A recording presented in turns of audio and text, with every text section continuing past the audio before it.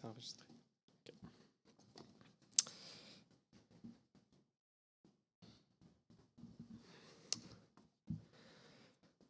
Rebonjour à tous. Le deuil d'un parent est déjà quelque chose de difficile à vivre. Mais malheureusement, dans plusieurs familles, le deuil d'un parent est accompagné de chicanes à propos de l'héritage. J'ai eu le privilège d'en être épargné jusqu'à date. Mes deux parents sont encore en vie et je pense pas qu'il va y avoir de chicanes, mais qui sait? Ça dépend c'est quoi qu'il y a dans l'héritage. Ça dépend c'est quoi qu'il y a dans le testament.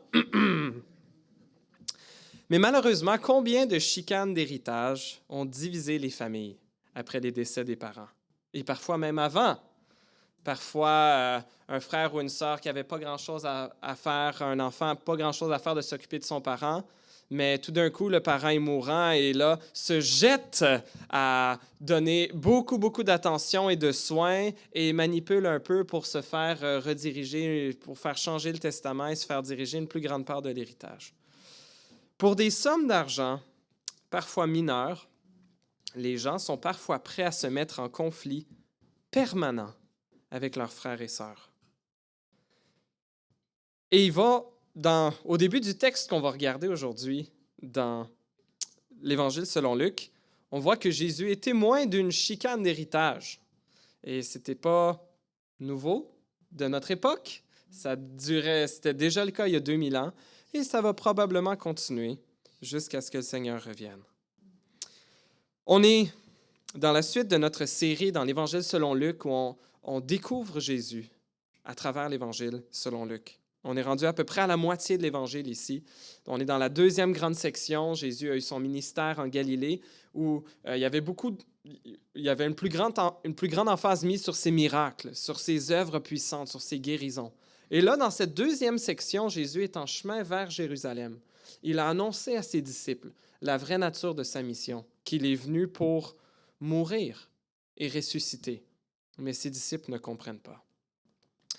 Or, Jésus est en train de passer, on dirait, la majorité de son temps à ici être en train d'enseigner ses disciples, en train de leur enseigner à quoi ressemble le royaume de Dieu et à quoi ressemble la vie de ceux qui sont les citoyens de ce royaume, à ceux qui sont sous la seigneurie de son roi.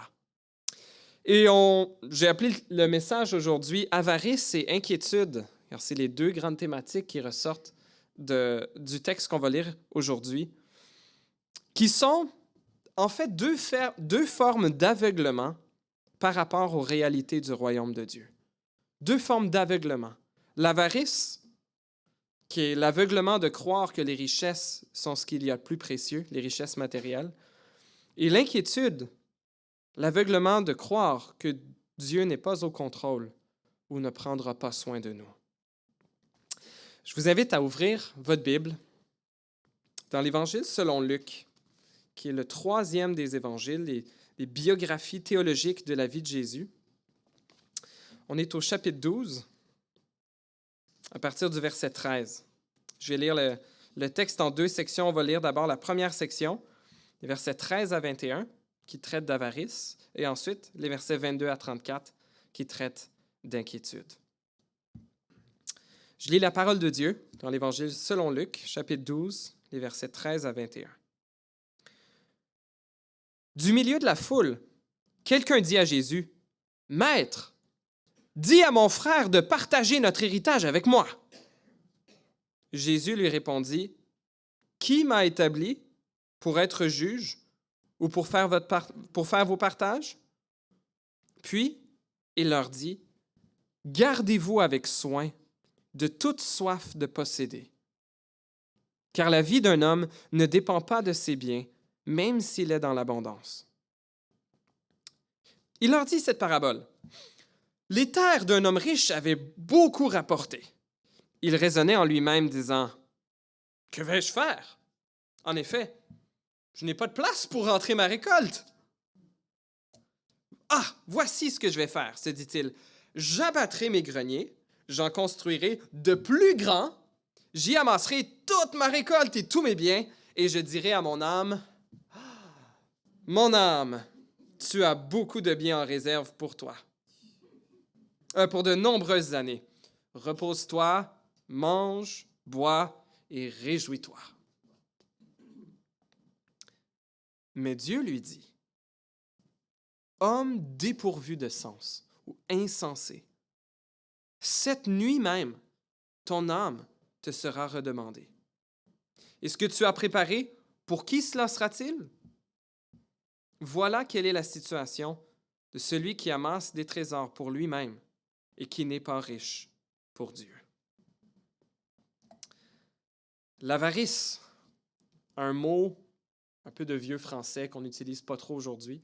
Même la traduction que j'utilise, la seconde 21, au lieu de avarice ou cupidité, a traduit ça par soif de posséder, une expression qui est un peu plus contemporaine.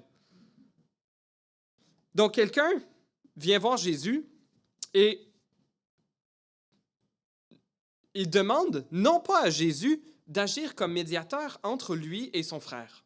Il ne dit pas « Maître, j'ai un problème avec mon frère, est-ce que tu pourrais nous aider? » Non, lui, il a déjà trouvé quelle est la solution à son problème. « Maître, dis à mon frère de partager l'héritage avec moi. » Il sait déjà, lui, qui est dans le tort. C'est clairement son frère. Et Jésus, c'est peut-être pas sans surprise que Jésus refuse de porter ce chapeau. Se fait lancer le chapeau, tu seras juge entre moi et mon frère et tu vas dire à mon frère ce que je te dis de lui dire. D'accord? Non, Jésus refuse de porter le chapeau. Et Jésus lui répondit, et le mot n'est pas utilisé dans notre traduction ici, la seconde 21, parce que c'est un petit peu comme une interpellation. Il dit « homme ». Là, je pense que la Louis II le mentionne « homme ». Qui m'a établi pour être votre juge ou pour faire vos partages? C'est tout ce qu'il lui demande. Ensuite, il leur dit, il s'adresse à la foule. Jésus refuse de porter le chapeau de médiateur, et ce n'est pas le chapeau de médiateur que l'homme voulait que Jésus porte. L'homme ne voulait que Jésus dise à son frère de partager avec lui. Jésus est venu pas pour nous procurer des richesses matérielles, mais pour ramener les gens à Dieu. Jésus s'adresse donc à la foule et leur dit, « Gardez-vous avec soin de toute soif de posséder. » Non pas simplement « gardez-vous de toute soif de posséder », mais gardez-vous avec soin. Assurez-vous de vous garder de toute cupidité, de toute avarice, de toute soif de posséder. Gardez-vous, le sens est presque militaire. Armez-vous et préparez-vous pour le combat contre l'avarice qui va faire rage dans votre cœur. Cette soif de posséder plus. Jésus n'est pas venu pour nous donner plus de biens matériels. C'est vrai qu'il va s'assurer qu'on va avoir nos besoins. On va le voir dans la deuxième section. Mario y faisait allusion tantôt. Pas s'inquiéter pour la nourriture ou le vêtement. Le Seigneur sait qu'on en a besoin. Il va en prendre soin. Mais cette soif de posséder-là, c'est ce désir de posséder toujours un peu plus, ou plus comme l'autre. Il y a cette étude qui a été faite, ce genre de sondage auprès de, je pense que c'était des étudiants de Harvard, où on leur avait demandé si vous pouviez avoir un emploi où vous seriez payé 50 000 ou un autre emploi où vous seriez payé 100 000, lequel préfériez-vous? Bon, ça a l'air évident qu'on va dire celui de 100 000. Mais, voici ce qui se passait. Dans l'emploi de 50 000, tous les autres employés allaient avoir un salaire de 25 000. Donc, la personne serait payée le double. Tandis que dans l'emploi où la personne serait payée 100 000, tous ses collègues seraient payés le double, 200 000. Et son salaire ne serait que la moitié que celui de tous ses collègues. Qu'est-ce que vous pensez a été la réponse la plus populaire? 50 000. 50 000. Même s'ils allaient avoir 2 fois moins d'argent net, ils allaient avoir 2 fois plus que les autres au lieu d'avoir 2 fois moins que les autres.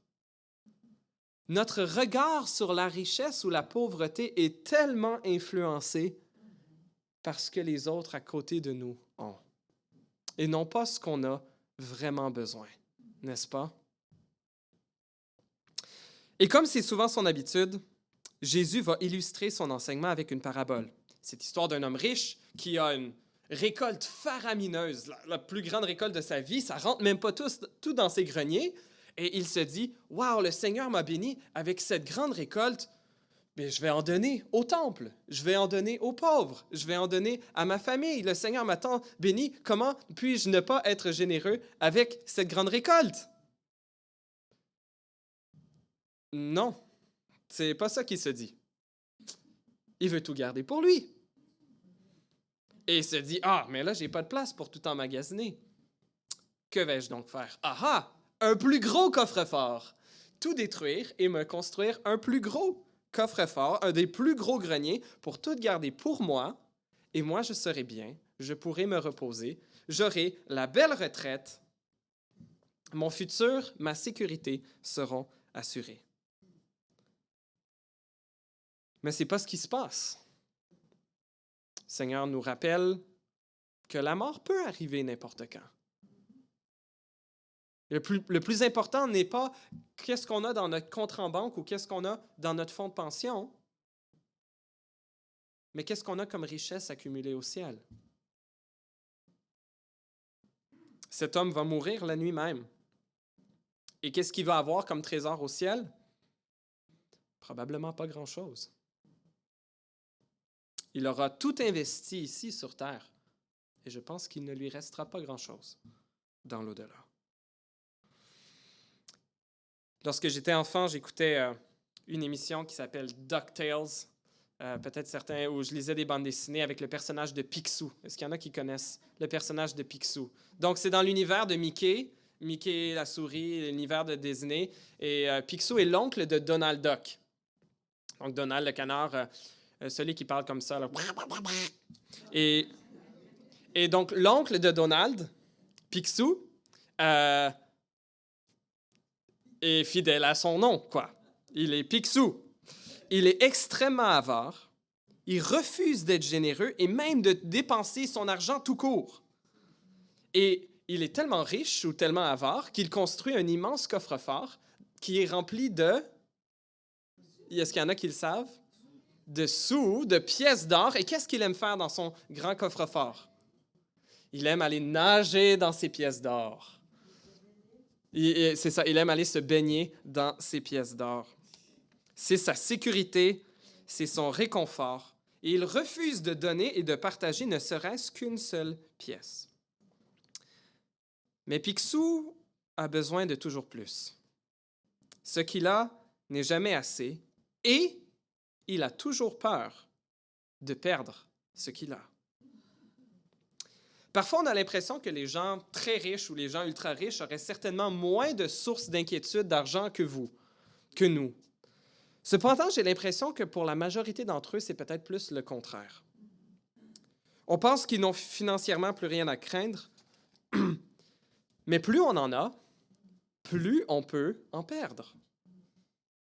Et plus le risque de tout perdre, si on n'a que 30 000 $ à perdre, bien on a 30 000 $ à perdre. Mais si on a 30 millions à perdre, oh!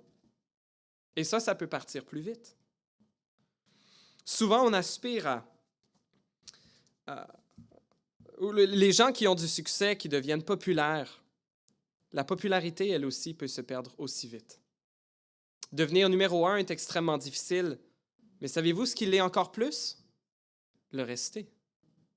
Et on a le stress d'y rester.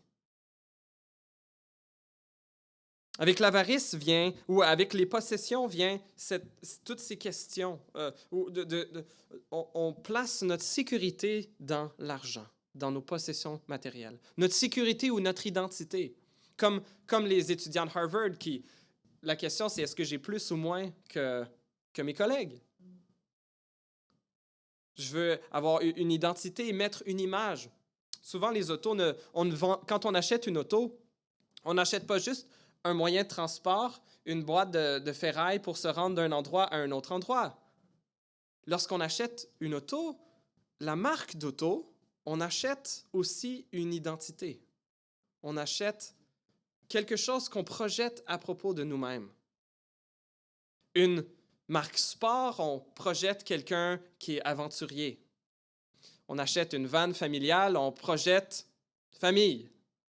On achète une voiture de luxe, on projette succès, richesse. On a beau amasser une fortune, elle ne passe pas avec nous dans l'éternité, mais va simplement passer à la prochaine personne sur Terre. Vous avez peut-être entendu l'histoire d'un homme qui, sur le point de mourir, a liquidé tous ses biens et les a transformés en briques d'or. Et il demanda à sa famille d'emballer les briques dans 2 valises et de les enterrer avec lui dans son cercueil. Lorsqu'il arriva aux portes du paradis, Saint Pierre le rencontra et remarqua immédiatement l'étrangeté que cet homme soit venu au paradis avec ses valises. Et Pierre lui demanda, mais qu'y a-t-il dans ses valises? L'homme ouvrit fièrement ses valises et montra les lingots d'or, l'entièreté de ce qu'il avait fait pendant toute sa vie.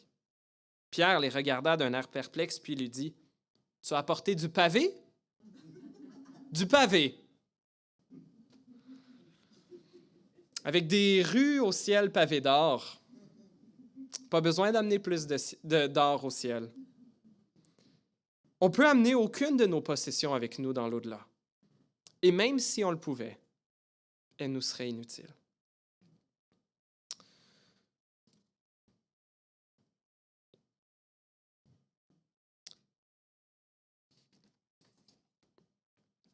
Quelle est notre espérance pour la retraite? Quelle est notre espérance pour nos biens matériels?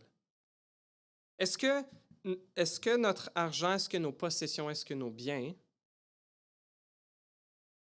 est-ce que notre amour pour nos biens déclare qu'ils sont ce qu'il y a de plus précieux pour nous? Qu'est-ce qui occupe le plus nos pensées? Qu'est-ce qui dévoile nos rêves? On l'a chanté, on va le voir tantôt, chercher d'abord le royaume de Dieu. Est-ce d'abord le royaume de Dieu qui me préoccupe ou est-ce d'abord la prochaine auto, mon fonds de pension, une nouvelle promotion, un nouvel emploi?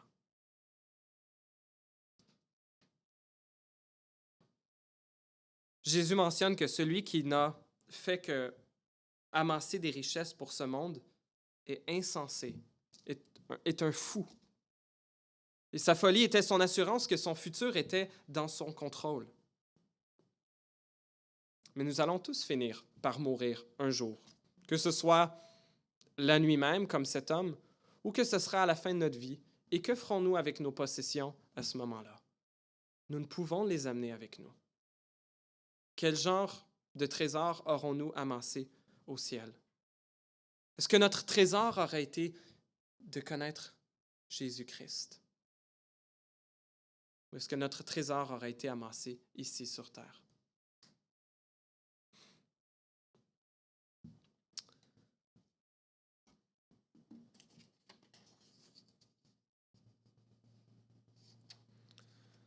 Passons à la deuxième section.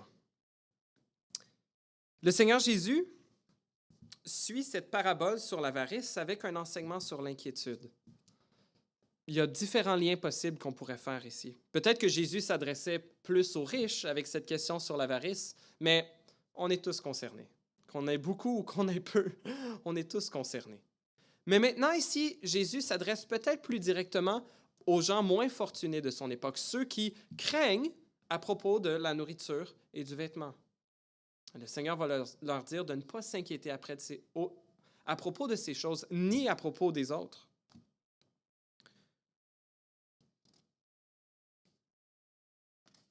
Dans un cas comme dans l'autre, que nous nous laissions aller à l'amour de l'argent ou l'amour des richesses ou à l'inquiétude, il y a une forme d'aveuglement spirituel par rapport au royaume de Dieu.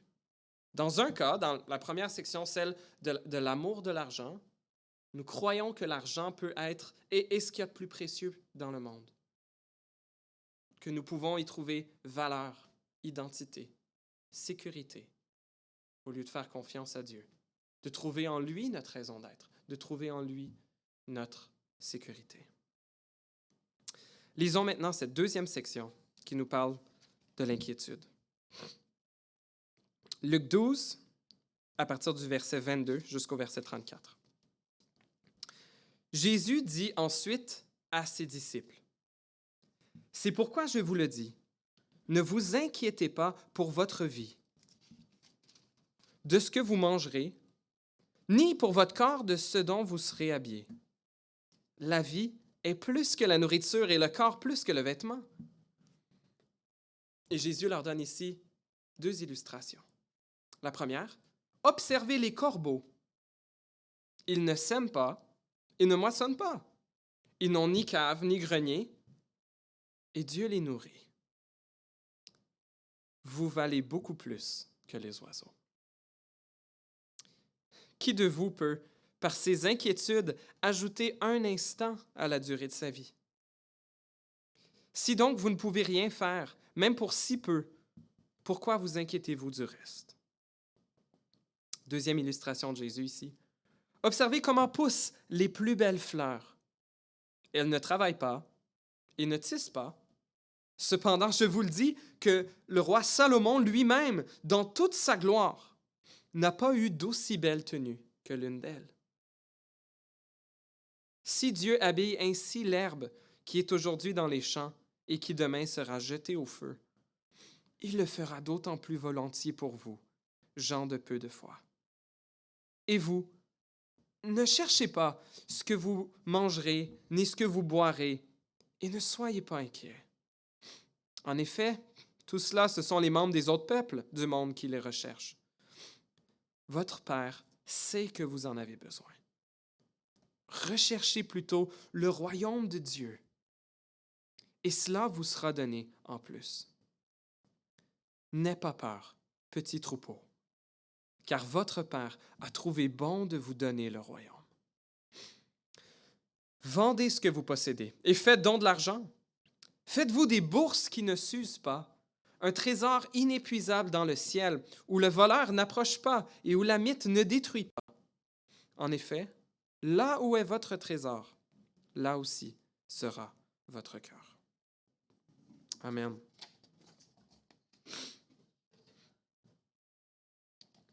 Alors que l'avarice est concernée par le désir de posséder toujours plus, l'inquiétude est concernée par la crainte de ne pas avoir assez. Les possessions sont un danger autant pour ceux qui en ont que pour ceux qui n'en ont pas. Jésus nous invite ici, nous commande de ne pas nous inquiéter pour la nourriture ou pour le vêtement ou pour n'importe quoi d'autre. On a vraiment l'impression de vivre à une autre époque ou de vivre dans une autre situation sociale que la plupart de ces gens, quand la plupart d'entre nous ne nous posons d'habitude vraiment pas beaucoup de questions à propos de ce que nous allons manger ou ce que nous allons porter. C'est plus comme « Ah, qu'est-ce qu'on va manger ce soir? » Ou « Ah, non, il faut faire à manger. Qu'est-ce qu'on va faire à manger? » Ou bien « Ah, est-ce que je porte ce chandail-là ou cette chemise-là? Ah, j'ai rien à porter dans ma garde-robe. » Plus ce genre d'inquiétude-là. « Ah, mais non, je ne peux pas mettre elle, je l'ai mise la semaine passée. Ah. » Ou je ne peux pas mettre celle-là au mariage parce qu'il va y avoir telle et telle et telle personne qui était à l'autre mariage où je l'ai portée. Alors, tant d'inquiétudes contemporaines pour nos vêtements, n'est-ce pas? Mais ce n'est pas ce genre d'inquiétude-là dont Jésus parle. Ce n'est pas ce que la majorité des gens à qui il s'adresse vivaient. Certains d'entre eux se demandaient vraiment, qu'est-ce que je vais manger aujourd'hui? Qu'est-ce que je vais manger demain? Et la majorité des gens n'avaient qu'un ou deux habits. Et les habits coûtaient très, très cher, ils étaient faits à la main, ils étaient beaucoup plus durables aussi que nos vêtements. Mais les gens, c'est un peu les besoins de base. Manger et me vêtir. Et au Canada, avoir une maison aussi, quelque part de chauffer ou passer la moitié de l'année. Nos besoins essentiels, nos besoins un peu de survie. Puis Jésus invite les gens à ne pas s'inquiéter pour ça.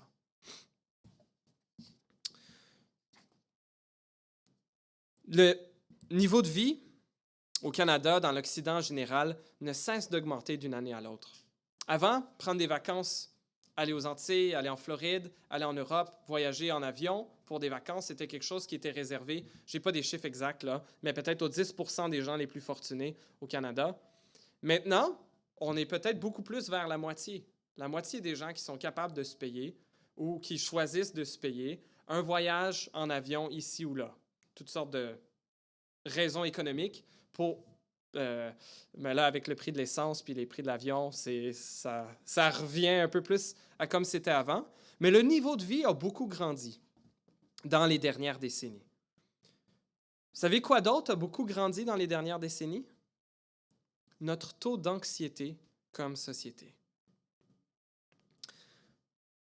Le taux d'anxiété est en hausse constante et particulièrement chez les plus jeunes. C'est un des problèmes majeurs de la nouvelle génération. L'anxiété, le stress, le souci de performance. Dans un article publié par Radio-Canada, des suites d'un sondage mené par la firme de sondage Léger en 2019. Donc, il y a 30 ans, dans les années 1990, environ 38% des gens se disaient anxieux. Et là, en 30 ans, ça a monté de 10% vers environ 47%. Et c'est beaucoup plus commun chez les plus jeunes. Chez les jeunes adultes, les 18-24 ans, 66% des jeunes adultes, en 2019, se disaient être anxieux. Tandis que chez les aînés, chez les 65 ans et plus, donc ça, c'est il y a 3 ans, je n'ai pas les chiffres ici, je les avais ailleurs. Ah non, ça, c'est une autre chose, mais le taux était 3 fois moins élevé chez les aînés, chez les gens de 65 ans et plus. Le niveau de vie augmente, mais le stress, l'anxiété augmente aussi. C'est commun. Le but n'est pas de se taper sur la tête avec notre anxiété, mais de chercher comment est-ce que je peux honorer Dieu et exercer la foi, même avec mes sources d'inquiétude. Nous vivons dans la même société que tout le monde. Nous vivons ses bénéfices, ses pressions, ses tentations et ses péchés comme tout le monde. Mais l'Évangile nous donne la meilleure raison pour faire confiance à Dieu. La meilleure raison de confier nos inquiétudes au Seigneur. Le cœur de l'Évangile, le centre de la révélation biblique, c'est que, comme Mario nous le disait tantôt, Dieu nous a tant aimés, il a tant aimé sa création, qu'il a envoyé son Fils Jésus, il y a 2000 ans, venir marcher sur terre, faire ses miracles, donner cet enseignement dans le but de se rendre jusqu'à la croix et de mourir à notre place pour nos péchés, par amour pour nous, afin que nous soyons lavés de nos péchés, que nous soyons lavés de notre honte, que nous recevions une nouvelle identité comme enfants, fils et filles de Dieu, que nous soyons adoptés dans sa famille pour tous ceux qui placent leur foi en lui. Si Dieu nous a tant aimés, qu'il nous a donné un sauveur, notre plus grand besoin, celui d'être réconcilié avec Dieu, qui a été comblé par Dieu dans la personne de Jésus. Si Dieu nous a tant aimés, alors, chers amis, nous n'avons pas à nous inquiéter pour notre vie, pour notre vêtement, pour notre nourriture ou pour nos finances.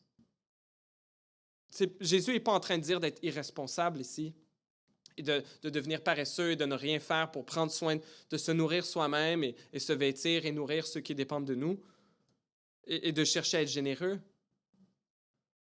Mais combien d'énergie est passée à nous inquiéter pour des choses que nous ne contrôlons pas. Jésus mentionne au verset 32 une des paroles les plus tendres qu'il a à nous dire par rapport à nos inquiétudes. Jésus n'est pas en train de nous taper sur la tête. Tu t'inquiètes? Pécheur! Tu t'inquiètes? Malheur à toi! Non, Jésus, il nous répète l'impératif qui revient le plus souvent dans toute la Bible. N'aie pas peur. Ne crains rien. Et il nous dit cette expression tellement tendre qui, je pense, qui est juste ici dans Luc. N'aie pas peur, petit troupeau. Car votre Père a trouvé bon de vous donner le royaume. c'est nous ça, petits troupeaux, des petits moutons apeurés, qui ne savent pas où aller, qui ne savent pas comment trouver à manger, qui ne savent pas où trouver l'eau à boire. Le bon berger céleste va vous guider, va nous guider. N'ayons pas peur. Dieu a démontré son amour pour nous. Dieu a démontré sa puissance, son amour pour nous en donnant son Fils Jésus pour nous racheter. Il a démontré sa puissance en le ressuscitant d'entre les morts, de sorte que nous pouvons avoir cette espérance même face à notre propre mort. N'ayez pas peur, petits moutons, nous dit-il. Le bon berger prendra soin de vous. Votre Père a trouvé bon de vous donner le royaume qu'il nous appelle à rechercher. Il dit, recherchez d'abord le royaume de Dieu et le Père a déjà prévu vous donner le royaume. Alors recherchez-le. Recherchez le royaume plus que vous recherchez vos besoins essentiels, plus que vous recherchez ce que vous pensez qu'il va vous donner satisfaction et approbation. Recherchez le royaume de Dieu. Comme citoyen du royaume, suivez le roi. Suivez Jésus. Au point même que Jésus nous dit au verset 33, « Vendez ce que vous possédez et faites don de l'argent. » Je pense que le Seigneur est en train de s'adresser, il n'est pas en train d'en faire un commandement générique.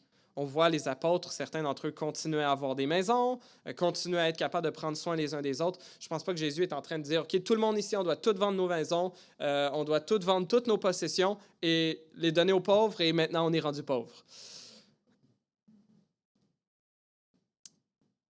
Mais ça, ce n'est qu'un réconfort, comme je lisais un commentateur qui disait ceci. Il disait, le fait que Jésus ne nous demande pas tous de vendre toutes nos possessions, comme le jeune homme riche dans Luc 18, cela n'est qu'un réconfort pour ceux à qui Jésus le demanderait probablement.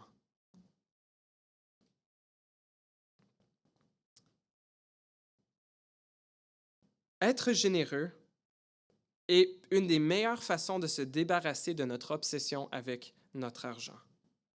L'argent t'obsède, l'argent t'inquiète beaucoup. Donne-le, donne-en. Ça libère de ce poids de le perdre. Si tu le donnes, tu ne peux plus le perdre. Tu l'as donné. Que ce soit un petit peu, que ce soit beaucoup. Et quelle bonne discipline spirituelle, peu importe notre capacité financière, d'utiliser une portion de notre argent pour soutenir le royaume de Dieu. Que ce soit notre Église locale, que ce soit le travail missionnaire, que ce soit de prendre soin de l'Église persécutée, que ce soit de prendre soin des démunis.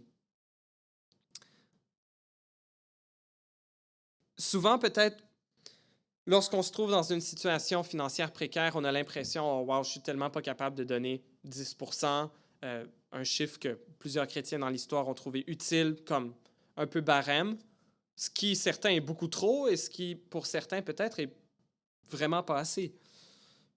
Mais si on n'a que des miettes à donner, eh bien, je peux donner ces miettes avec joie. Pas besoin d'attendre d'être capable de donner que ce soit un 5% ou 10% ou 20% pour le faire, de n'importe quel endroit. Si on n'en fait pas une discipline spirituelle que d'être généreux, même avec le peu qu'on a, je risque de toujours avoir des excuses pour ne pas être généreux dans le futur. Chers amis, peu importe nos capacités financières, nous pouvons être généreux, que ce soit un petit peu ou que ce soit avec abondance. Jésus nous rappelle, verset 33, de nous faire des bourses qui ne s'usent pas dans les cieux. Lorsqu'on est généreux avec notre argent, je pense que l'idée, c'est d'être riche en bonnes œuvres, on accumule un trésor au ciel. Et là-bas, nos bourses ne s'usent pas, ne peuvent pas se percer et l'argent ne se perd pas. Là-bas, on n'est pas à risque d'être volé. On n'est pas à risque d'un vol d'identité. On n'est pas à risque que nos actions chutent et qu'on perde une partie importante de nos finances. Et même nos possessions précieuses, nos vêtements, nos sofas, il n'y a pas de mythe au ciel. Nos trésors dans le ciel ne seront pas détruits.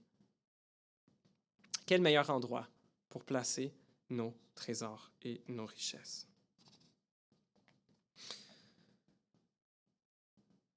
On raconte cette histoire. Je n'ai pas réussi à vérifier à quel point elle était authentique, mais c'est lors l'une des guerres de Napoléon, l'empereur français, dans les années 1800, un de ses généraux nommé Georges Müller-Massena est apparu soudainement avec 18 000 de ses soldats devant une ville autrichienne qui n'avait aucun moyen de se défendre.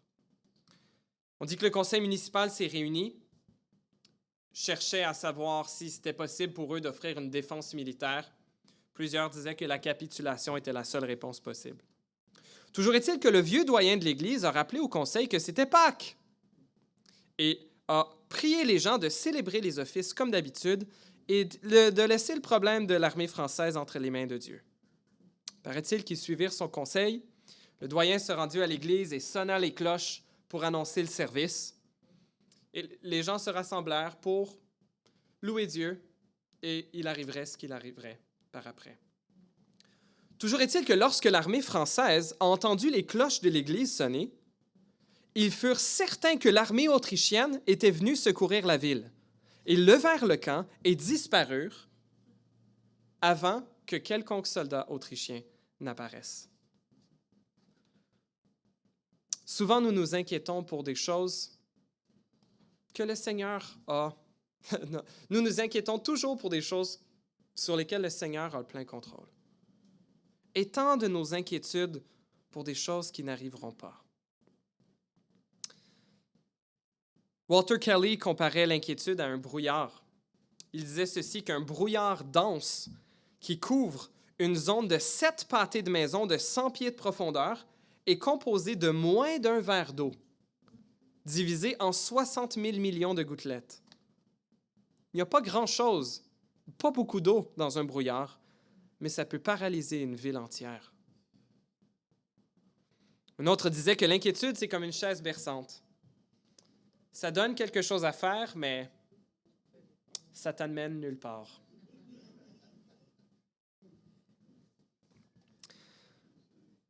Le Seigneur nous appelle, nous invite à ne pas nous inquiéter, mais à lui faire confiance. Et l'impératif n'est pas un commandement du style « Non, arrête, je t'ai dit d'arrêter, tu vas avoir une punition. » C'est plus « Ne t'inquiète pas, je suis en charge. Je m'en occupe. Dors en paix. Tu n'as pas besoin de t'en faire avec ça. Je suis là. » Chers amis, combien de nos inquiétudes sont passées à nous appuyer sur notre santé, nos capacités, notre emploi, notre fonds de pension, sur nos gouvernements, notre famille. Le Seigneur nous appelle à placer notre foi en lui. Et le contraire biblique de l'inquiétude et de la peur n'est pas la raison. Souvent, on peut chercher à se raisonner, se dire « je suis tellement inquiet pour telle situation », puis dire « OK, Benoît, sois raisonnable, il y a telle situation, il y a telle personne qui pourrait t'aider. Si tu te retrouvais avec un gros problème de santé, que tu serais plus capable de travailler, ben il y a tel projet gouvernemental, il y a telle personne qui pourrait s'occuper de toi, il y a membres de la famille, il y a des gens de l'Église. » Se raisonner, ça aide peut-être un peu. Mais le Seigneur ne nous appelle pas à raisonner mieux comme réponse à notre inquiétude. Il nous appelle à la foi, à lui faire confiance. Et pas une foi qui vit dans le déni. Pas une foi qui fait comme si de rien n'était. Une foi qui crie à Dieu et qui dit « Seigneur, tu sais, j'ai peur. J'ai peur de ceci. J'ai peur de perdre mes enfants. J'ai peur de mourir. J'ai peur d'avoir le cancer. J'ai peur de manquer d'argent. J'ai peur de l'avenir pour notre planète. » On a tant de raisons pour être inquiets. Le Seigneur ne nous appelle pas à la raison. il nous appelle à la foi, à nous confier en lui, à renoncer, d'enlever un peu l'aveuglement de la crainte, de l'inquiétude qui me dit « Non, Dieu m'aime pas assez. Non, Dieu est pas assez fort. » Mais de regarder aux promesses de Dieu et regarder au centre de sa révélation, regarder au message de l'Évangile, à la croix de Jésus, là où l'amour de Dieu pour nous a été démontré de la façon la plus claire et puissante qui soit. Là où sa puissance a été démontrée dans la résurrection de Jésus d'entre les morts. Jésus nous aime et il est tout-puissant. Nous n'avons pas à nous inquiéter, ou c'est-à-dire à travers nos inquiétudes, nous pouvons aller à lui. Lui abandonner nos craintes, lui abandonner les mensonges que nous croyons, que le Seigneur ne m'aime pas ou n'est pas assez puissant pour s'occuper de cette situation. J'écoutais un podcast la semaine passée, un podcast chrétien, et il ajoutait un autre contraire biblique à la peur. Et j'ai trouvé ça intéressant. Il y a quelques années, j'ai fait cette réalisation-là en lisant, lorsqu'en Église, on traversait l'histoire des 12 espions qui s'étaient rendus dans le pays de Canaan pour explorer. Ils avaient vu les villes, les géants, et ils disaient « Ah non, non, non, on ne sera pas capable. » Puis ce que le Seigneur leur reprochait pas, ce que le Seigneur leur a reproché, c'était pas d'avoir peur, c'est leur incrédulité. De ne pas avoir apporté leur peur à Dieu, puis d'avoir fait confiance à Dieu malgré leur crainte. Alors, il y a ce lien entre inquiétude qu'on n'a pas à raisonner autant qu'on a besoin d'apprendre la foi. Ce que Jésus nous dit aussi au verset 28, « Si Dieu habille ainsi l'herbe qui est aujourd'hui dans les champs et qui demain sera jetée au feu, il le fera d'autant plus volontiers pour vous, gens de peu de foi. »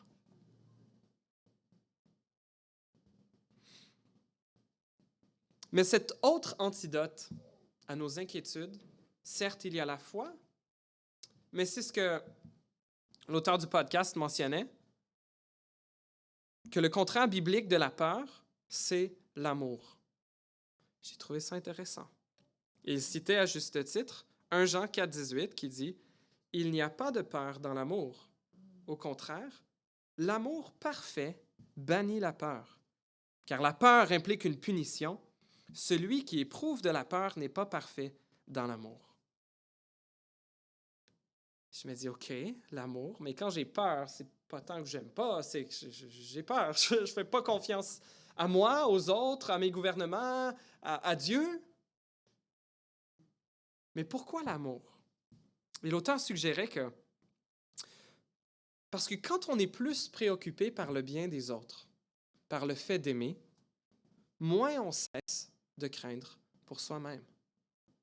Si je voue ma vie à servir les autres, à voir comment je peux consciemment aimer les autres, peut-être que je vais avoir une source d'inquiétude supplémentaire, mais là, qu'est-ce qui va arriver à telle personne et telle personne et telle personne? Bon, d'autres occasions d'exercer notre foi. Mais peut-être que je vais arrêter de me préoccuper pour moi-même. Alors que je regarde aux autres, alors que je cherche à comment je peux servir les autres, être un encouragement pour eux, comment je peux prier pour les besoins des autres. Alors que je détourne mes regards de moi-même pour aimer ceux que Dieu place autour de moi, j'arrête, ou du moins, j'arrête d'être obsédé par moi-même et mes problèmes et mes préoccupations. Et l'auteur mentionnait l'exemple quand quelqu'un vient s'adresser en public. Pour ceux d'entre nous qui avons besoin de parler en public une fois de temps en temps, certains d'entre nous, c'est une de nos plus grandes peurs, c'était une de nos plus grandes peurs à l'école. Moi, j'aimais ça, les présentations orales, je pense que c'est pas pour ça. C'est pas pour rien que je me suis ramassé dans ce que je fais aujourd'hui. Mais certains d'entre nous, ça nous paralyse. La peur de parler en public. Qu'est-ce que les autres vont penser de moi? Et l'auteur suggérait, des fois, cette peur-là nous saisit. Mais à ce moment-là, on est préoccupé par nous-mêmes. Parce qu'on doit dire, parce qu'on va avoir l'air. Mais il suggérait, si on se met à aimer les gens à qui on s'adresse avant de parler, et se poser la question, quels sont leurs besoins? Quelle est leur histoire? Quelles sont leurs difficultés? Comment est-ce que je peux apporter un encouragement? alors que notre amour grandit pour les gens à qui on s'adresse, alors notre peur diminue. On a détaché cet amour de soi ou cette obsession de soi pour déplacer un amour sur les autres. Chers amis, nous avons toutes nos craintes, toutes sortes de craintes, toutes sortes d'inquiétudes, toutes sortes de sources d'anxiété. Je pense qu'on a au moins 2 remèdes possibles. Oh, peut-être la raison, c'est un demi-remède. Mais le premier, c'est la foi. Le deuxième, c'est l'amour. J'aimerais terminer avec cette histoire.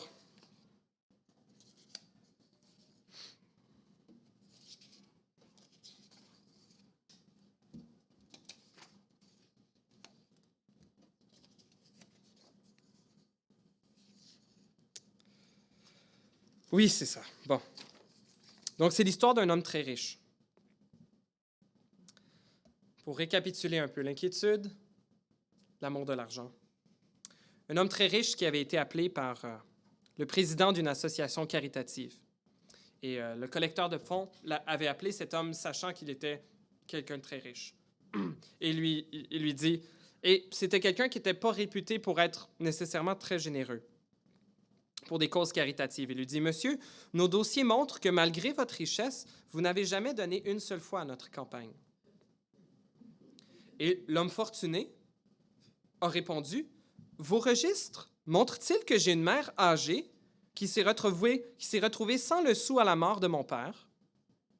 Vos dossiers montrent-ils que j'ai un frère handicapé qui ne peut pas travailler? Vos dossiers montrent-ils que j'ai une sœur veuve avec des enfants en bas âge qui arrivent à peine à joindre les deux bouts? Même si... à joindre les deux bouts? Et le bénévole embarrassé répondit, Non, monsieur, nos dossiers ne montrent pas ces choses. Et l'homme riche répondit, Eh bien, je ne donne à aucun d'entre eux. Alors pourquoi devrais-je vous donner quoi que ce soit?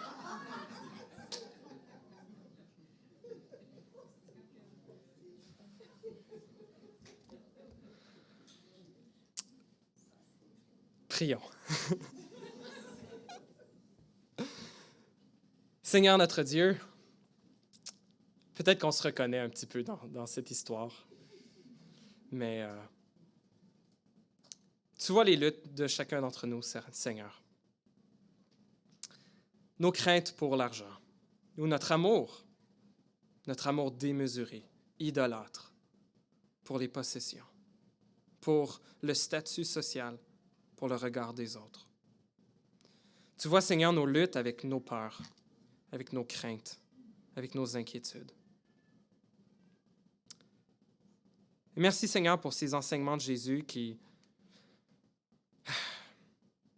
nous rappellent la vérité. Que ce que nous avons de plus précieux, Seigneur, c'est toi. Que nous voulons vouer notre vie à te servir, à te chercher, à chercher ton royaume, Seigneur. À emmagasiner des trésors dans le ciel et non pas sur la terre. Pardonne-nous, Seigneur. Pardonne-nous notre amour déplacé. Pardonne-nous nos craintes, Seigneur, que nous avons échoué à t'apporter. Seigneur, nous portons toutes sortes de craintes, toutes sortes de peurs. Aide-nous, Seigneur, ou révèle-les-nous, Seigneur. Peut-être qu'on est dans le déni par rapport à plusieurs d'entre elles. Peut-être que ces craintes nous poussent vers des comportements destructeurs pour nous-mêmes ou pour les autres. Révèle-nous nos craintes, Seigneur. Aide-nous à te les abandonner, à te les présenter devant toi. Et prends-les de nos épaules, Seigneur. Fais grandir notre foi, nous qui sommes, oui, des gens de peu de foi. Apprends-nous à te faire confiance. Apprends-nous à t'aimer. Et apprends-nous à aimer notre prochain, Seigneur. De sorte que ces diverses formes d'aveuglement soient progressivement levées de nos yeux et que nous te voyons comme tu es vraiment, le Tout-Puissant qui nous aime et qui est entièrement digne de notre allégeance et de notre confiance. Loué sois-tu, Seigneur. Glorifie-toi dans nos vies. Dans le précieux nom de ton Fils Jésus, notre prière. Amen.